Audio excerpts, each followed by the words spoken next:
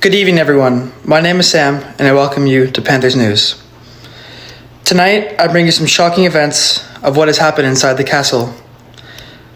This week has shown just how much betrayal and death there really is inside of this castle, and this can no longer happen. So now, Sam from Panther News will show you what has been happening inside.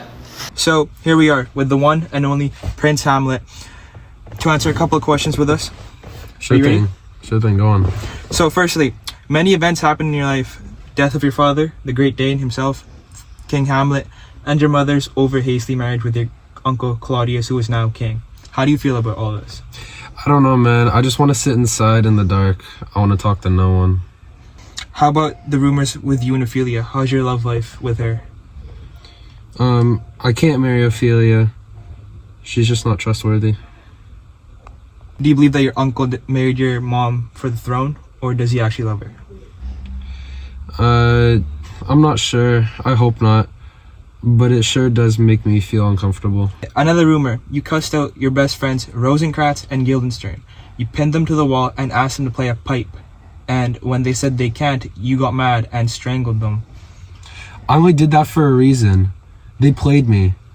Horatio is the only one that can call me a friend. This interview is over. As you can see in the past interview last week with Hamlet, we see him acting weird now with the royal family dead.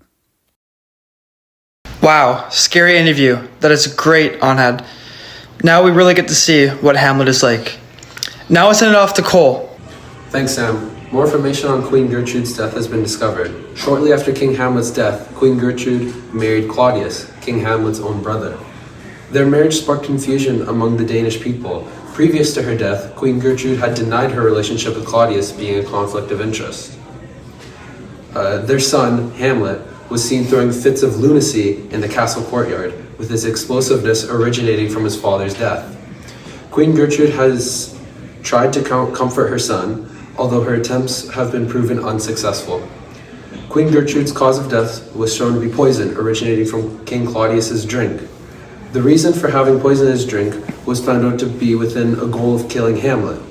Drinking the poison is now believed to be a second effort, after rumors have been that a sword in the duel had poison on the tip. Queen Gertrude had her interest above the sanity of her son, which inevitably led to her own death. Back to you, Sam. Wow. It's crazy how people can be so evil, but yet also two-faced at the same time.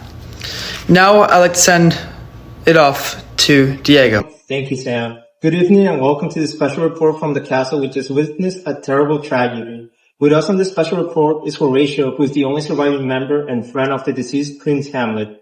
This disaster is still being investigated, but this is what we do know. Members of the royal family are dead.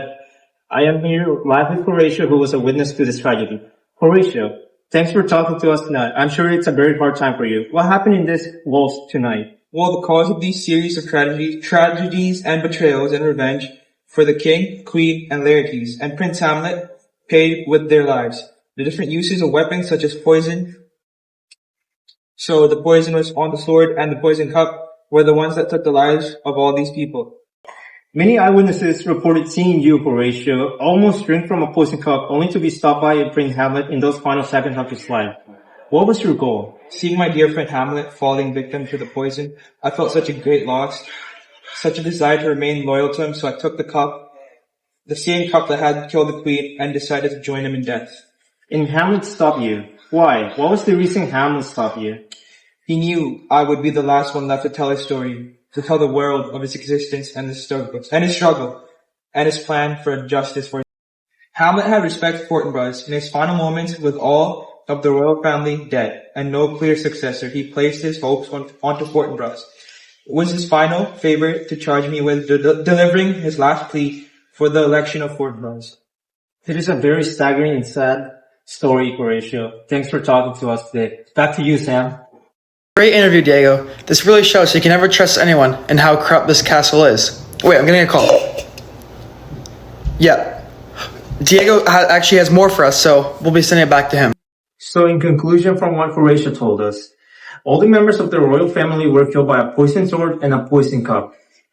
And the only reason Horatio is still alive today is due to Hamlet, as he was tasked with the goal of paying his voice in claiming his name from all the dirt that was given to him, as well as endorsing his last plea for the election of Fortinbras.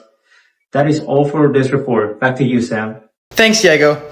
I can proudly say how much all of us appreciate you and how hard you work to get all the little nitty details into your stories. Anyways, that's all for this week's show of Panthers News. Thank you all for watching. Hey, Do you have anything for my girlfriend? yes, look at all these beautiful orchids. Wow, they're beautiful. I will sell these with only one condition. And this is? Be a better boyfriend than Hamlet and don't let your girlfriend drown. Yeah, of course. Okay. Give me the flowers. Have a nice day. Thank you.